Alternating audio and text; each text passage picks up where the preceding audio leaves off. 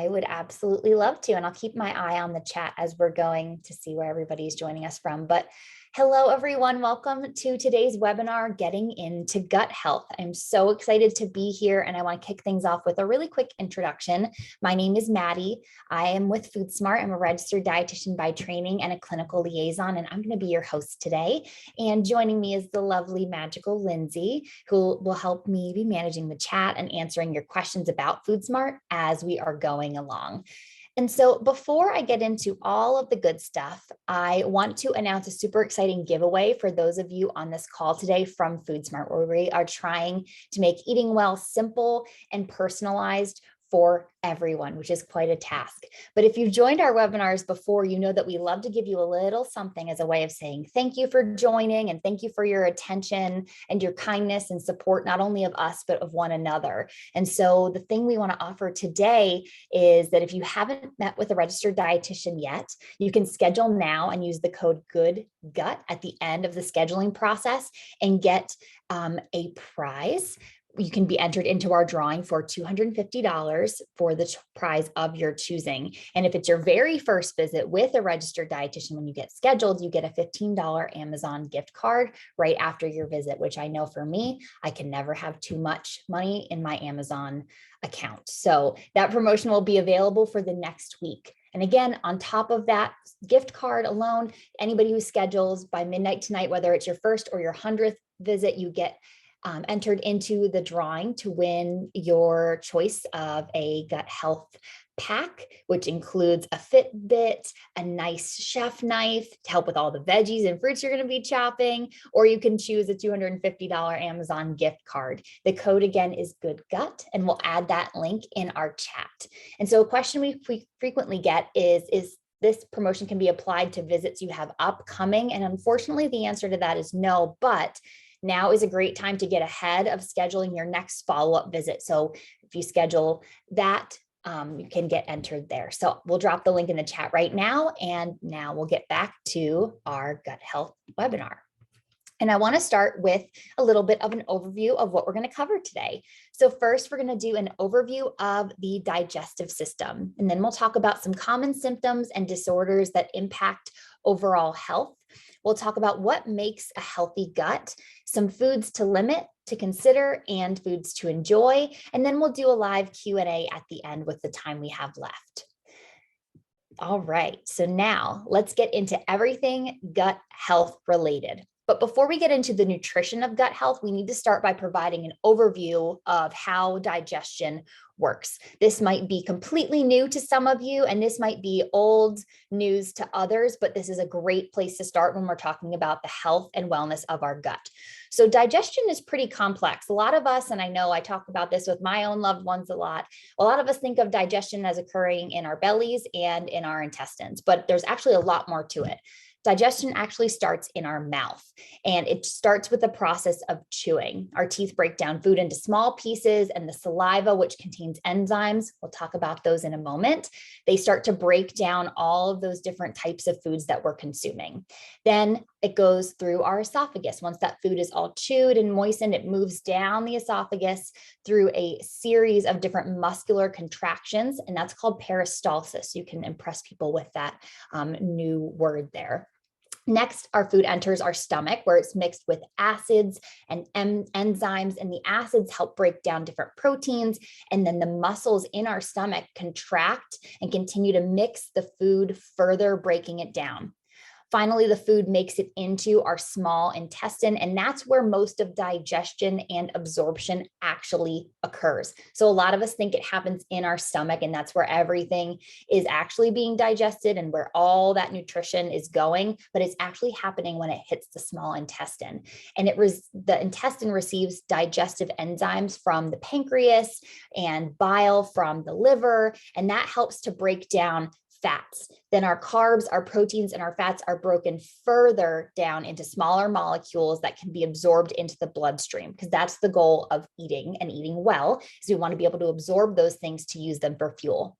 And then finally, the remaining undigested food, which is mainly fiber and some water, enters our large intestine, which is also called our colon. And our colon absorbs water, it absorbs electrolytes, and bacteria in the colon help to break down anything that is remaining and undigested.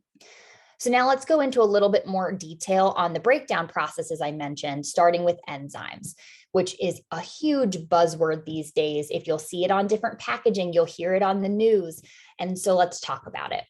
Enzymes are a special protein-based substance found in various parts of our digestive process. They have specialized roles in each space with the goal of speeding up chemical reactions and ensuring that our body functions optimally. So in the digestive system, enzymes are present in our saliva, in our stomach, in our pancreas, small intestine. And for example, amylase is the enzyme that's in our mouth in saliva, and it begins gearing up for its very important role in digestion, actually before we even take a bite. When we look at something and, like your mouth will water a little bit when you see or you're talking about really delicious food, that is amylase in our saliva getting ready to start the digestive races, if you will. Another example is pepsin. That's an enzyme that's in our stomach, and that works with those stomach muscles, with that stomach acid to help speed up digestion, because digestion is a really big task. So it needs a little bit of help, and that's what enzymes do. Amylase, that one that I said was in our mouth, is also present, for example, in our pancreas, and that helps break down carbohydrates into smaller sugars. And there are lots of other enzymes available throughout our whole body, like proteases that's in our stomach. And then we have lipase in the pancreas and small intestine that breaks down fats. The long story short here, there's no quiz on all the different types of enzymes, but the long story is our body needs these enzymes to help with these massive jobs. Just like when you work on a team at work, you need specialists on the team to help with really unique and specific projects. So enzymes exist and have roles outside of digestion too. And we're not going to go into that too much today, but that's a really important thing to know, is they're not just part of digestion. They're also part of liver processes. They're in our bloodstream, in our cells, and they're distributed all throughout our body and vital for metabolism, digestion, energy production, and other various processes that keep us alive and healthy. So now let's talk a little bit about acids. So stomach acid, which is also called gastric acid, is produced by the cells in the lining of our stomachs. And its primary component is hydrochloric acid, or HCl. Sometimes you will see it abbreviated that way. And it serves several important functions in digestion, like the activation of enzymes. It kind of gives them a poke on the shoulder and says, hey, stop falling asleep. It's time for you to go and do your job and do that specialty job you have. And it sends them off to do those roles. And acid also keeps the body healthy by killing potentially harmful bacteria and other microorganisms that we may ingest with food. It also denatures proteins, working with those digestive enzymes to break them down so that the body can break them down even further when they finally get to the intestine and use them for energy and strength. So most of us have heard of stomach acid, but acid is present in other areas too, just like enzymes, and it's mostly available in our mouth and our intestine. But generally, our stomach should be the most acidic part of our body's environment because of its crucial digestive role. And it should also maintain some balance in other areas too. So less acidity available in places beyond the stomach, even though acid kind of trails throughout our body in certain areas. So the last thing on our slide here is bacteria. So our bodies are home to trillions of bacteria, which is a number I can't even wrap my mind around. And they're found in various areas, which include our skin, mouth, our GI tract, our respiratory system, you name it. And the largest amount of our bacteria originates internally from our digestive tract. These bacteria are known as gut microbiota, and they play essential roles in digestion, nutrient metabolism, and our immune function. We also introduce bacteria from external sources. These tiny microorganisms are literally everywhere, and they love to come along for the ride with foods we eat, things we touch, things we interact with, etc. And some of the bacteria in our food that occurs naturally is beneficial to our bodies, such as certain strains of probiotics found in fermented foods like yogurt. Don't worry, we'll talk about those later, and more. And that's why healthy foods are so much more than nourishing. They have lots of other components to them too. However, foodborne pathogens or harmful bacteria can also be ingested, which leads to foodborne illnesses if proper food safety practices are not allowed. So the goal is to bring in the good bacteria and leave out the bad bacteria. So now that we understand the things that are living and working in our digestive tract, let's talk about the relationship between nutrient absorption, intestinal health, and factors that can affect that absorption, because food is only as good as if our body can use it, right? So the small intestine, as we said, is responsible for the majority of our nutrient absorption in our body. The inner lining of the small intestine is composed of tiny finger-like projections called villi, and those increase the surface area available for absorption. So those are really important. So your intestinal lining isn't completely flat. It has all these little finger-like projections that are poking out of it. And nutrients from food, such as carbs, our proteins, fats, vitamins, minerals, are broken down into even smaller molecules in the intestine, and they are absorbed through that wall and into the bloodstream. And the health of the intestines plays a crucial role in nutrient absorption. So when our small intestine isn't at its best, this can impact the absorption process, meaning that your body won't be able to get the nutrients it needs to function. So even after it's done all that hard work, chewing and swallowing and having the food go through the stomach and get broken down, even after all of that work, we want to make sure that that food is able to be actually absorbed and utilized. So the intestines have a protective barrier that regulates the absorption of nutrients and prevents the entry of harmful substances. And the integrity and sealing of this barrier are really, really important. If that barrier is compromised for any reason, could be inflammation, physical damage, conditions you have, it can lead to increased permeability and affect the selective absorption of nutrients. Inflammation is an example. So chronic inflammation in the intestines from different diseases disrupt normal functioning of that intestinal wall, and that inflammation can impair nutrient absorption by altering the structure of that lining. Then we have different bacterial overgrowth. That's SIBO, small intestinal bacteria overgrowth, which you see on your screen here. That occurs when there's an overgrowth in the small intestine where there shouldn't be large numbers of certain types of bacteria. And that interferes with digestion and absorption of nutrients, which means that you're not getting the things you need and can lead to nutrient deficiencies. And then, of course, that physical damage, as we mentioned, we think of that a lot as injuries, but can also be things like ulcers, lesions, surgical procedures you've had presently or in the past that are affecting the intestines and disrupting the integrity of the lining there. So all that said, what actually happens when things go awry? Well, your body sends you signals to let you know. We talked about this a lot in the psychology of hunger and nutrition, a webinar we did in the past. Your body sends these signals to let you know that maybe you need to make some changes. And the most common digestive symptoms include things like bloating and nausea, heartburn, constipation, diarrhea, cramping, gas. Headaches and migraines are actually a symptom of some GI distress, and reflux.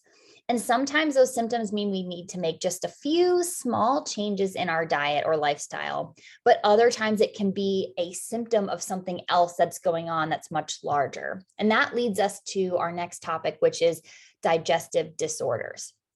Now, even though we're showing this on the screen, it's important to note that digestive symptoms occur for many of us on occasion, and some of us even every so many days or weeks. And that doesn't mean necessarily that we have any major reason to be concerned or to panic.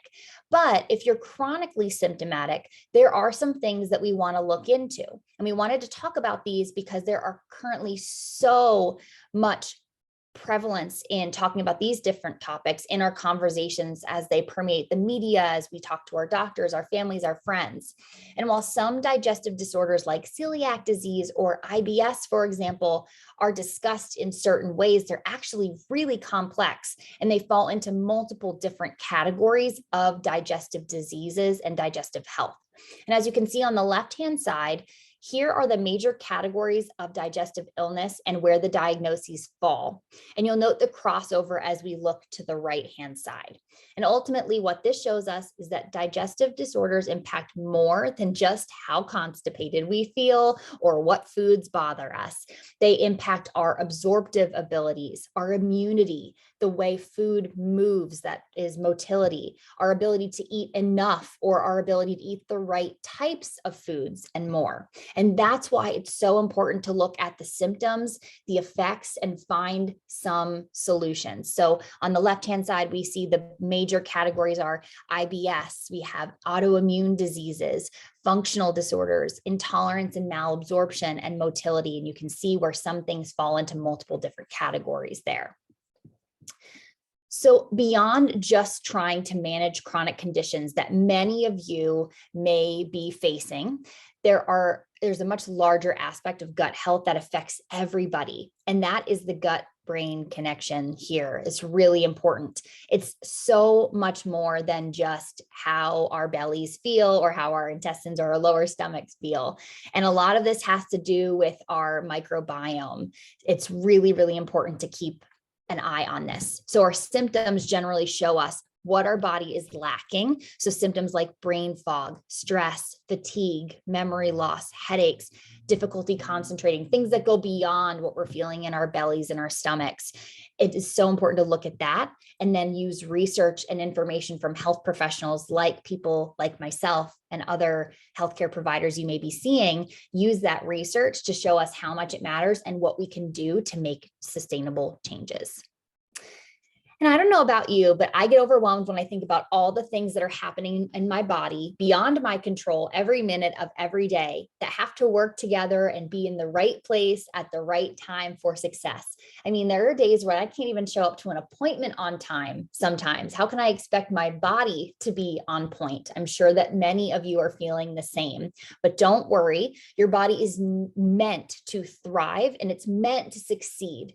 And it will always do its best for you. So doing a few of the right things when you can makes a huge difference. And so with that being said, let's talk about the factors that create a healthy gut. Factors that impact your gut include everything that you see on the screen here. Your diet, of course, that's what we're going to lean into the most today, but also activity, stress, hydration, genetics, medical conditions, medications that you're taking. There are lots of factors here. And the good news that you should recognize is that while a lot is out of your control, a lot of these things you can control and you can learn more about and understand. So how do you go about doing that without micromanaging every second of your day? Well, the secret to success is something that I've been telling my patients about for years, and it's breaking down your habits and practices to the following three things. And this is my favorite thing to talk about, which is the amount, the type, and the timing of the things that you do and the foods that you eat. We often think of our diets as all or nothing. So I'm going to have you raise your hand or put in the chat if you've said lately, I ate really bad last weekend, or, oh, I slept terribly last night, or gosh, I'm so lazy. I'm such a couch potato. If you've ever said anything like that, those all or nothing statements, please speak now or forever hold your peace. I myself am guilty as charged. But it's not just about what we eat and what we do. The devil is always in the details, and so is the solution, right? So we want to look at not just the overall, we want to look at the amount. So how much food, how much of certain types of food are you eating? What volume in total? How much water? What about your micronutrients? What's the volume of that? What does that look like? So not just looking at the amount you're eating overall in calories, but looking at the amount of the categories of food. And then that leads us into the type. So once we're looking at the amount, and we've kind of gone through that and we're analyzing that, then what type? What type of food are you eating? What type of beverages? What type of activity are you doing? Is that working for you? And then what type of sleep? This is one that people don't think about very often, but are you taking a lot of naps? Are you sleep cycling? That's very common, whether we like it or not. If we have small children in our households, right? That's a fancy way of saying I'm not getting a lot of sleep. Maybe you're sleeping really, really well at night, but you're sleeping for a really long time. And that leads us to our next piece. What time do you eat? How does the timing differ every day? What time are you working out? What time are you going to sleep? And how regular is that? And so when you look at all of these different things, you see, wow, it's not that I'm either doing all good things or all bad things. There's maybe just certain areas, certain categories in amount, type, and timing that I can tweak and make myself, especially my gut, feel its very best. So let's talk about the areas that are most influenced by amount, type, and timing that aren't our specific whole foods, because we'll get to those later. So let's start with hydration, which this is a popular one and a tricky one to talk about. So hydration is really important for a lot of reasons. It helps to promote optimal digestion and regularity in your gut. It also helps with your mucosal health, keeping everything moist so that it can move smoothly through. It also helps with that microbiome balance, keeping everything in your gut healthy and well, and it obviously prevents dehydration, which is really important because when your body is dehydrated, it means your brain isn't functioning properly. Your body's not getting the right signals that it needs. And if it's not getting the right signals for moving throughout your day to survive and thrive, then digestion is going to take a back seat as well. So thinking about hydration in the regards of amount, type, and timing, think about how much are you drinking? When are you doing what I usually do, where I get up in the morning and I say, I'm going to do really well with my hydration today. And I have great fluid intake up until about 3 o'clock. And then all of a sudden I forget about it, right? So it doesn't matter how much I drank. If I front loaded my day and the poor end of my day got absolutely no water, that's not great. So think about amount, type, and timing when it comes to things like hydration. It's really, really important. Another category that is very, very tied to the amount, the type, and the timing is stress and sleep. And we lumped these together because they have significant impacts on our overall well-being and can cause similar types of damage when we're not managing this properly. So stress affects multiple aspects of our body, as we know, but our gut specifically. Think about anytime you've ever been nervous for something. You know, I used to dance when I was a kid, and before I would go on stage, oh, my stomach would be so upset from being nervous. So we know stress affects our gut on a personal level, not just a scientific one. And firstly, stress can disrupt our blood flow, which causes changes in circulation and potentially affects various organs and systems. And second, we know that stress can influence gut motility, the movement of food through the digestive tract. And that leads to digestive issues like constipation and diarrhea, because when our bodies are stressed out, digestion has to take a back seat. Our body has to focus on the things that are most important, which is keeping your heart rate and your breathing level, keeping your brain functioning. So poor digestion just doesn't make the cut as far as importance when you're stressed. And then stress can heighten sensitivity of our gut, which makes us more prone to experiencing any discomfort or pain. And it can also disturb the delicate balance of our gut microbiome, the community of bacteria that lives in those intestines we talked about, which can have implications for digestion, immune function, and mental health, not only in the moments we're stressed at present, but also ongoing.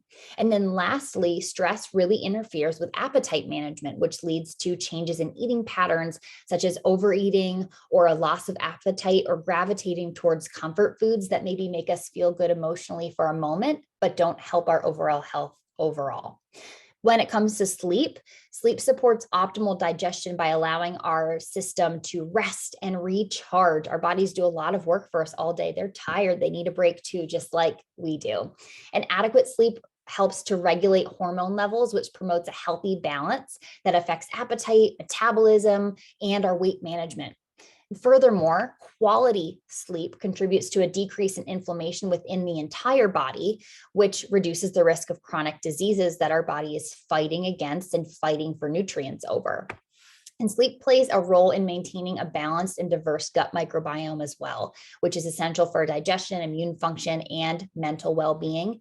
And finally, it enhances our stress response. So when you get good sleep, it allows us to be better able to cope with daily challenges. So recognize the importance of sleep and stress and prioritizing good habits in these categories and thinking about the amount we're getting, the type and the quality, and then the timing of that and how regularly we're providing our body with those things can influence our gut health in a huge way. And now I know all of that sounds great in theory, and I'm sure you're thinking, Maddie, these are wonderful suggestions, but how do I do this in practice? Keeping all of these things in alignment can be really, really challenging. And that leads us to the importance of meeting with somebody who can help, like a registered dietitian like me. And so before we move on to some suggestions for types of foods and nutrients to limit, consider, and enjoy, I want to remind you that gut health is really complicated and highly individual. And so while we can give simple guidelines and suggestions here today that are general and will be helpful to you, it's really important to find what works uniquely for you specifically. And a dietitian can be that resource for you, and they're able to consider your unique symptoms, conditions, and find out how to make healthy eating live perfectly in your day-to-day.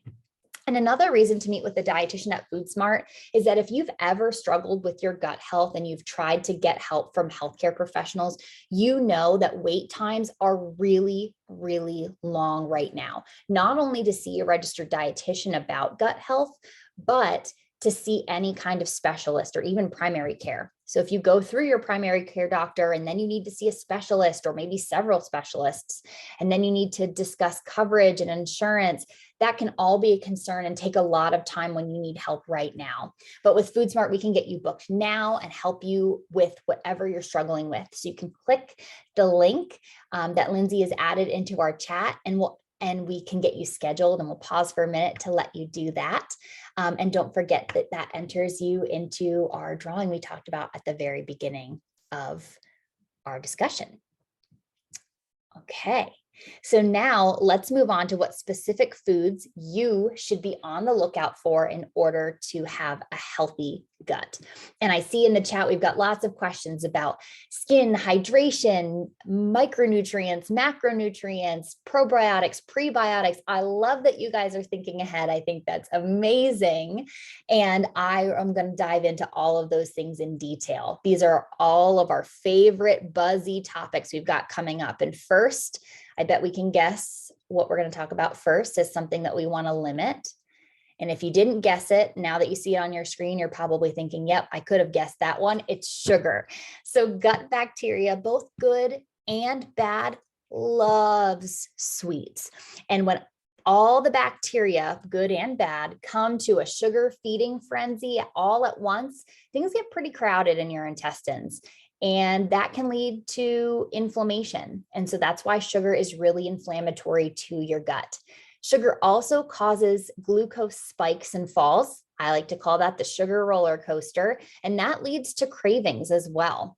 Another thing to note is that sugar alcohols can cause digestive distress too. So you know all those packaged snacks and drinks that taste sweet but have zero added sugar, and they're marketed to be much healthier for you, lower in calorie. Yep, you guys all know what I'm talking about. Those can cause digestive issues too, because some of us don't tolerate those different sugar alcohols or sugar substitutes very well when they get to the gut. The goal when it comes to gut health and sugar is to feed good bacteria and starve the bad by gravitating towards whole foods and natural sugars and pairing them with fiber and staying away from things like simple sugars that are found in sweets and desserts, white pasta, breads, baked goods, and those sugar alternatives I mentioned. So amount, type, and timing is really important with sugar. As a registered dietitian, I firmly believe that all foods can fit, and I would never tell anybody that they can never have sugar again, but just look at how much you're having it, what type, how often, and try to keep that in check for a healthier gut, not only symptomatically, but also in the long term too. The next thing we want to talk about limiting is ultra processed food items. So compounds and ingredients in these items, these ultra processed things, are often really complex. They're unfamiliar to our bodies, and that makes them hard to digest. And they also typically contain a lot of sugar, sodium, saturated fat, and all of those things increase inflammation. And again, when there's too much inflammation, of course, your body isn't going to feel its very best. Examples of things I'm talking about when I say ultra processed foods, I mean things like chips, packaged snacks, things like our deli meats, hot dogs, bologna, sugary beverages, soda, energy drinks, all of those sorts of things. And again, I think that all foods can fit into a healthy diet, but we really want to monitor the amount, the type, and the timing. And we want to focus instead on whole foods and limit those processed items whenever we can to be less than 10% of your diet.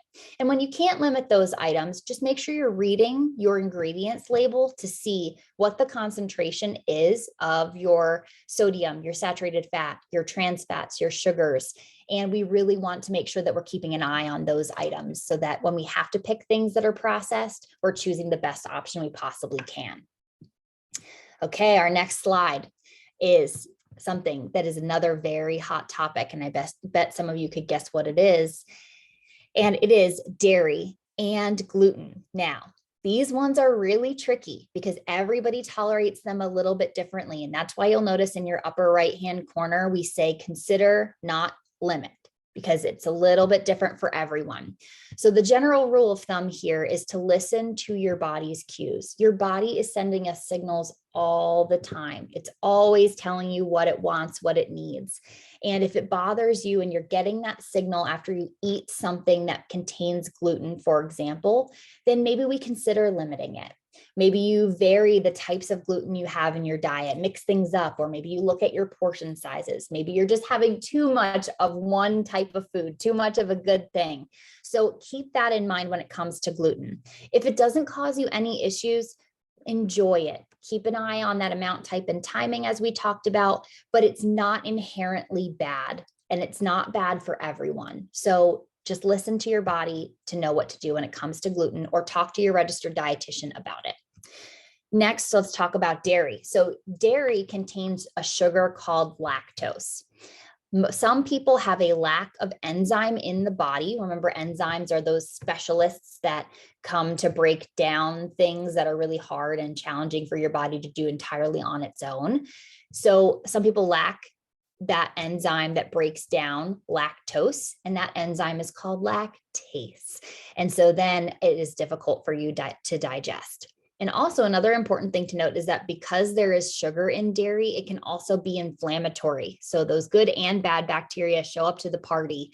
And that really depends on how much you're having and how well your body tolerates it, how inflammatory it is. So based on your body's own symptoms and needs, you may want to consider limiting dairy overall, monitoring your portion sizes, or choosing dairy with low or less lactose. And lactose is highest in foods like ice cream, milk, yogurt, or certain yogurts, that have high sugar contents if they are not as natural. So keep an eye out on those because they can be a little bit sneaky. Whipped cream and some of your fresh cheeses. But lactose is low or it's non-existent in things like your hard cheeses, yogurts, and then certain items we want to just keep an eye out for. Then we have, of course, our other category, which is goats and sheep's milk or cheese, lactate, things that contain lactase within them to help aid in digestion. Those things generally don't bother people's stomachs as much. And then when it comes to, I mentioned our yogurt, we want to make sure we're always checking and making sure that we choose a yogurt that is high in probiotics. We'll get to that in a second too. And items in yogurt that don't have a lot of added sugar, because that can be challenging for the body. Then you're just combining two things that might cause issues. So important to keep an eye on that when you're choosing any yogurts out there.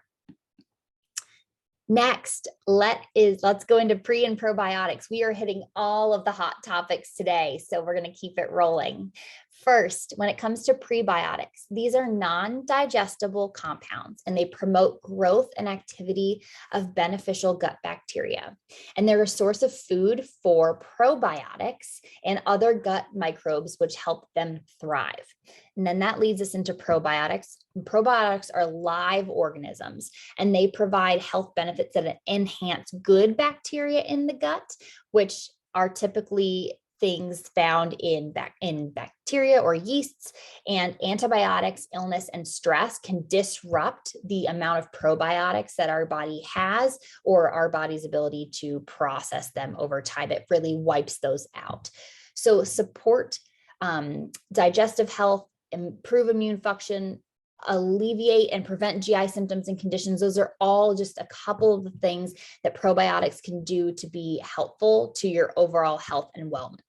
Now, my big disclaimer when it comes to pre and probiotics is that everybody's need for those supplements varies widely. So please do not go and blindly pick up a big tub of pre or probiotics from Costco and start just mixing them into your diet. I highly recommend talking with a doctor or a dietitian one-on-one to decide what is right for you. And on the screen on the right, you can see the types of pre and probiotics that are out there and that they can also be found in foods that we eat. And that leads us into the next topic, which is foods that we should enjoy. So before I move on to that, again, just highlighting that pre and probiotics can be really, really great for your body. There are lots of supplements you can take, but they are found naturally in food items. So before you go and completely change the supplements that you're taking or add a bunch into your diet, talk to a healthcare provider, talk to a registered dietitian, and make sure that in adding those, it's that you're doing the best for your body and you're not causing distress by either adding too much, too little, or not having that right amount, type, and timing balance. So let's talk fermented foods since we were talking about pre and probiotics. These guys go hand in hand. And I grew up in Pennsylvania, as a lot of you on our call know. So fermented foods and sauerkraut, for example, isn't just a food, it's a way of life. It's a good luck charm. It's a tradition. It's everything. But what is a fermented food anyway? It's something we talk about a lot, but not a lot of us really understand what they are. So fermented foods are foods that have undergone a process where sugars and other fibers are broken down, making foods much easier to digest. That is what the fermentation process actually is. And they contain helpful nutrients and probiotics to help strengthen your gut microbiome. And generally, they're well tolerated by people, which is great. Some recommended fermented items include things like yogurt, which is made by fermenting milk with specific strains of bacteria, which convert lactose, that milk sugar we talked about, into lactic acid.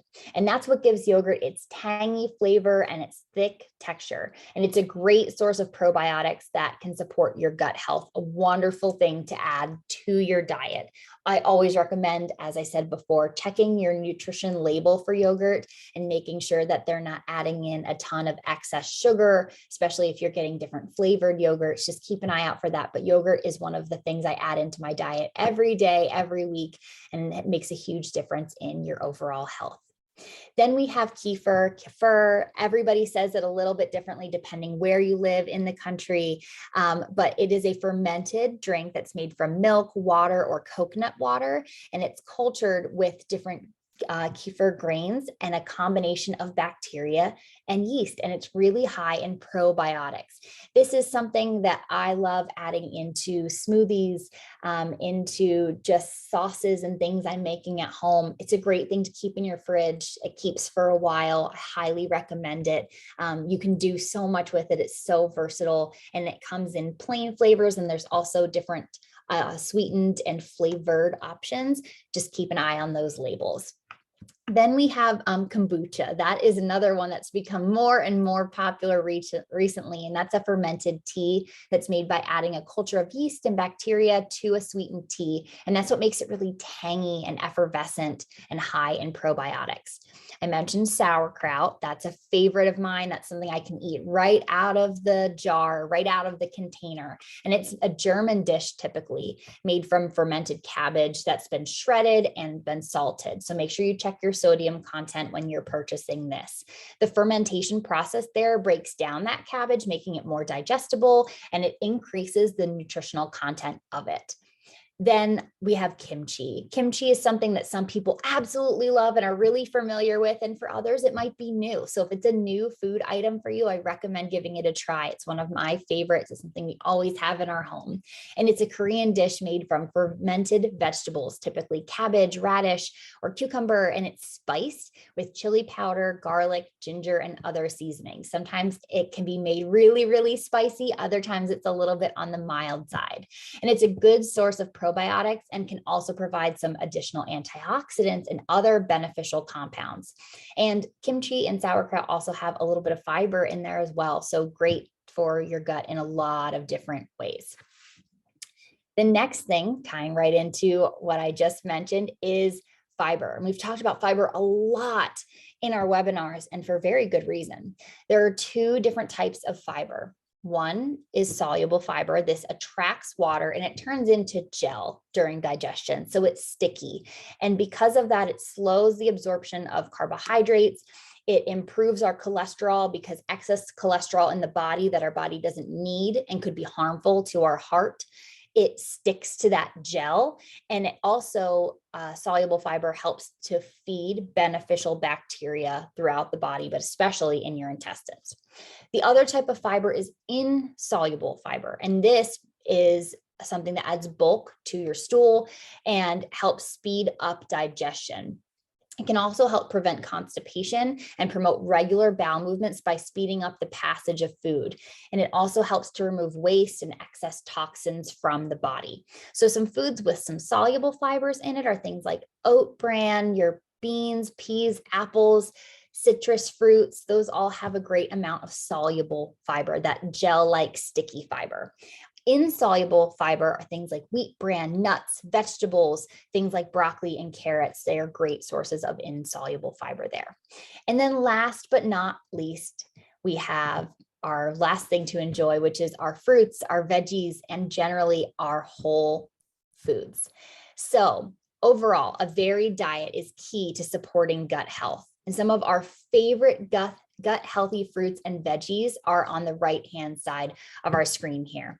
Berries like your raspberries, blueberries, blackberries, strawberries, all the berries are high in fiber and antioxidants, and they support not only gut health, but health in all sorts of other areas of the body and can help decrease some inflammation too. Apples. They always say an apple a day keeps the doctor away. And apples are probably the fruit I gravitate towards the most. I personally love them. They're a great source of fiber and prebiotic compounds that feed the beneficial gut bacteria. So they bring all the good bacteria to the party in your gut. Then we have bananas. They're high in potassium, high in fiber, and they can help regulate digestion and promote healthy bowel movements. That's why often if you have kids or if you yourself have had a stomach illness, often they recommend the brat diet, which includes bananas, because they really help get your digestion to be more regular and promote a more healthy bowel. So bananas are really great for your gut. Oranges are a good source of soluble fiber and vitamin C, as we talked about in our previous slide about fiber, and they can help to regulate your digestion, support your gut health, and just keep your immune system strong in general. Broccoli is a cruciferous vegetable, and it's tough when we think about broccoli and how tough it can be to chew. It's really high in fiber as a result, and it has lots of vitamins and minerals, and it has that insoluble fiber we talked about. So it really helps with digestion. Then we have carrots, a great source of insoluble fiber, moves food through your digestive system and promotes regular bowel movements. Spinach, a leafy green that is good for just about everything. It's high in fiber, antioxidants, vitamins, minerals, and it supports not only your gut health, but the health throughout your entire body. And then the last one on this list, sweet potatoes. I think a lot of us don't think about sweet potatoes as something that's inherently good for our gut, but they're a really great source of fiber, vitamins, and minerals, and they can help to promote healthy digestion and reduce inflammation in your entire body, but they really help your gut as well, especially when you make them and you prepare them with their skin if you can, or just keeping them intact when you're cooking is really important, helping to promote that fiber in your diet. So we went through a lot of different things today, and I know that gut health can be something that's overwhelming for a lot of us because there's just so many different pieces and components to it. So let's do a little bit of a summary, and then I see some great questions in our chat, and I want to make sure we have plenty of time for that. So keeping your gut healthy.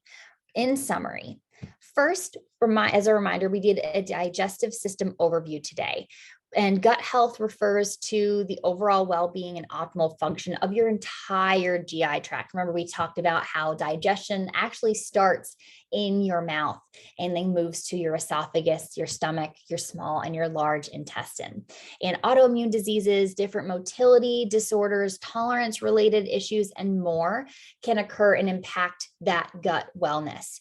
We also talked about in our digestive summary that enzymes and acids and bacteria are all things that your body needs to help break down food and make sure that the nutrients you're eating, one, are absorbed, and then two, that they are absorbed and go to all the right places in your body so that you're not malnourished. Second, we talked about our keys to gut health. Your gut health impacts your entire body. So managing nutrition, stress, sleep, and activity are key. We talked about monitoring the amount, type, and timing of your diet, of your activity, of everything you do. So keep that front of mind. We want to aim for a routine and lifestyle that you can stick with. So we don't have to have that all or nothing speech or thinking, oh, I'm always lazy, or, oh, I always eat bad on the weekends. It's not about being perfect. It's about finding a really good balance and routine that fits with you and what your body needs. That might mean managing your portion sizes, varying your diet, listening to your body's cues, being more active if you think your body needs it, just really being a detective when it comes to you and what your body needs, instead of being so critical of the symptoms that you're getting. Really be a detective when it comes to seeking out improvements in your gut health. And then meet with a health professional like a Foodsmart registered dietitian to dive a little deeper and find the help that you need. It can be so hard to improve gut health on your own, and that's okay. That's not because anybody is doing anything wrong or they're not trying hard enough. It's because these things are complex. There's a lot going on in our bodies. So get help if you need it. And we find that most people who meet with a dietitian often feel so much better, not only physically, but emotionally, just from having that level of support. Then we talk about making nutrition work for you. Enjoy things like your whole foods that contain plenty of fiber to keep your gut healthy. Try those fermented food items. Those are a great thing to add into your diet.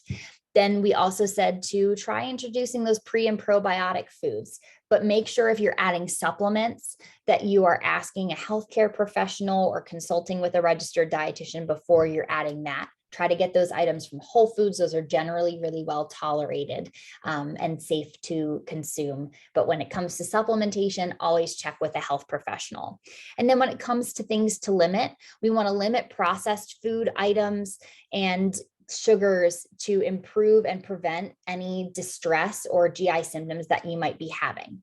And then we also want to consider our food and our gluten and our dairy choices when we look at our food choices as a whole. They might not bother you, but if they do, listen to your body's symptoms and avoid them if you need to.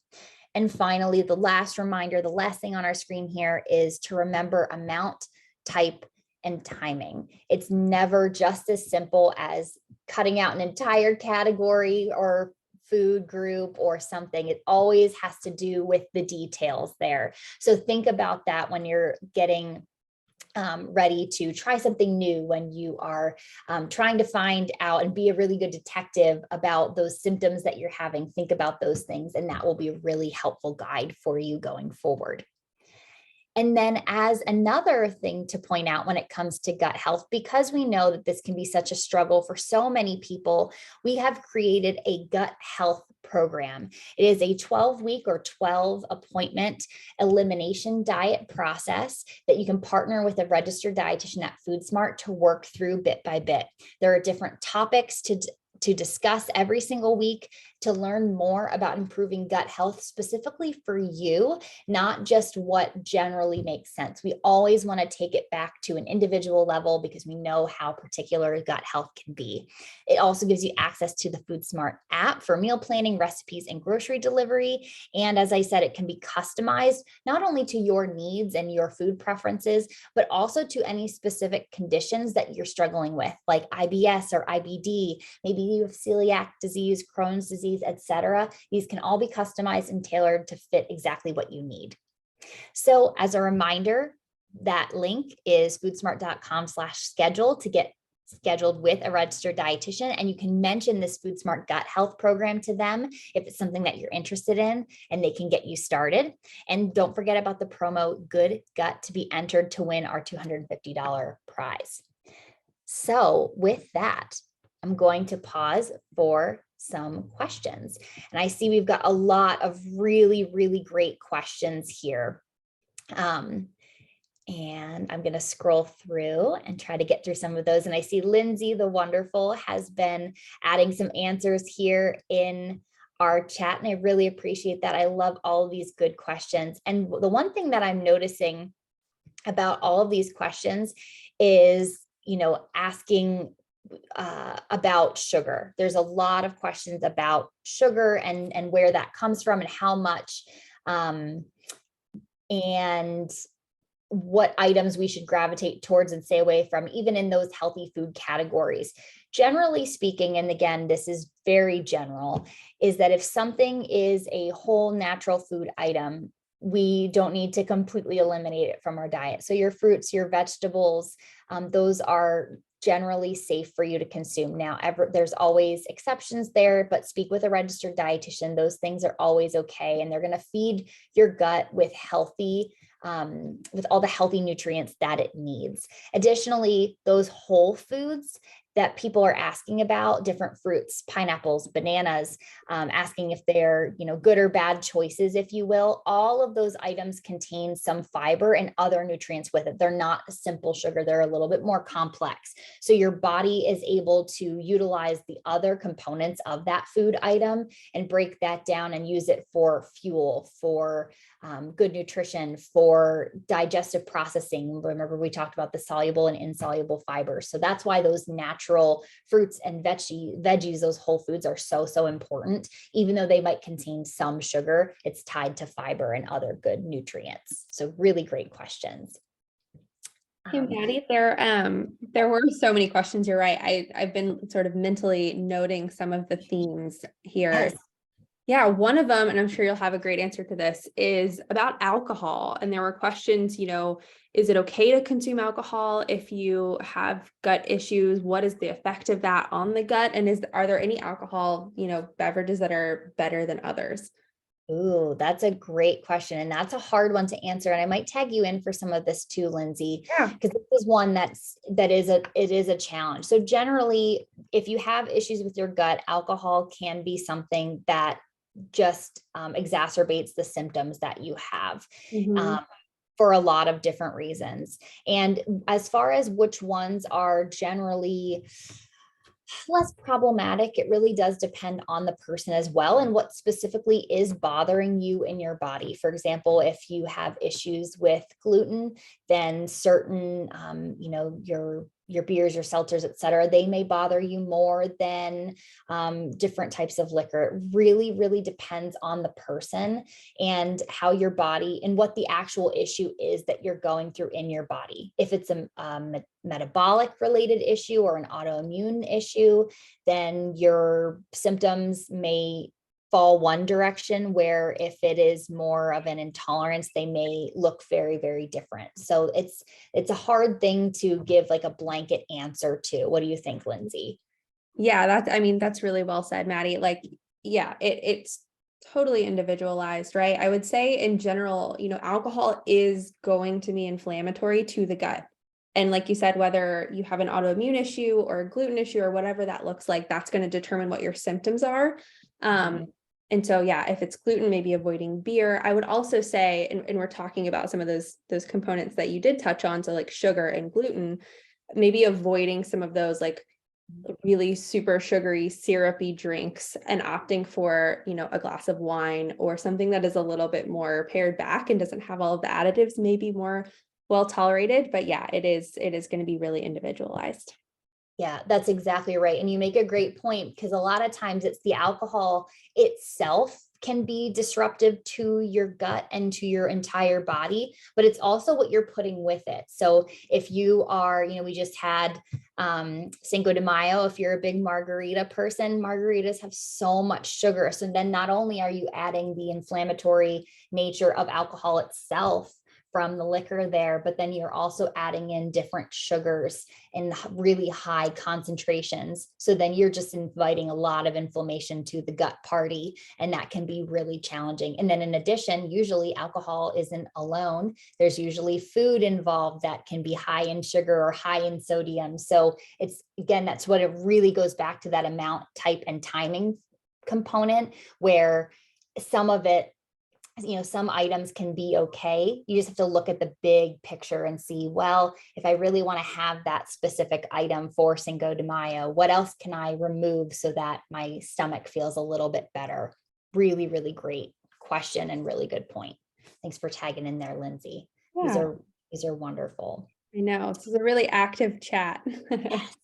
Yes. And what's great is and Lindsay, maybe you can give us a little bit of a lead into this, but because gut health is so complex and there are so many questions when it comes to gut health, we couldn't just give you one webinar on this. So next month, we are going to have another webinar on gut health, and we hope that you'll join us for that, because that will give you a lot more answers on some different areas that we didn't get to cover today.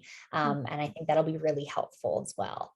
Yeah, for sure. This was so it's a 2-part series. So we've got Maddie's incredible job today giving an overview of gut health, which is, incredibly hard to do because it is so complex. So touching on, the mechanics of digestion, looking at different conditions, looking at different sort of general guidelines for what's good and bad. And she did touch on sort of the big picture is that, gut health doesn't just affect the gut. Of course, we do have those symptoms that are digestive in nature, but it also, and I'm sure many of you have heard of sort of the mind-gut connection, or how your gut health can impact your mood, your stress, your emotions, and how vice versa too, right? So eating when you're stressed affects your digestion and so forth. And so, yeah, there's so much to it. And that is what we're going to be diving into next month in part 2. So I hope you all register, and we'll see you there. Yeah, I think that'll help answer so many of these other questions that are popping up, and also probably introduce you to some things that you've never thought about before. I know when it comes to gut health and just general nutrition in our gut, their research is ever changing and ever expanding. And there is so much out there that we can learn from every single day. So we always try to provide you with evidence-based information, and also encourage you to not be so hard on yourselves. These things are really complicated, and they're complicated for a reason. Our bodies are all really unique. And so I hope that this webinar itself was able to teach you some things that maybe you didn't know before, and give you some tips and tricks to feel a little bit better every single day, because those small steps are what make the biggest difference. And then we hope you'll join us for a webinar in the future, like Lindsay told us about, to dive in a little bit deeper about gut health and what we can tell you to improve how you feel, and then ultimately your health outcomes ongoing too. Absolutely. All right. So, yeah, I know we're at time here. You guys were so wonderful and supportive in the chat. I think that is one of the most incredible things about Foodsmart, is that we've built a community here, not only to help you individually improve your nutrition, but to make each other feel welcome and supported and appreciated too. Food is hard, and that's why we're all in it here together. And we love doing everything we can to make it an easier and better world, one good nutrition webinar at a time for you. That's right. All Awesome. right. Thank you guys so much. Hope you have a wonderful rest of your day and week, and we will see you next month. Thanks, everybody. Thanks for your questions and your support, and we'll talk to you next time. Yep. Thanks. Bye-bye.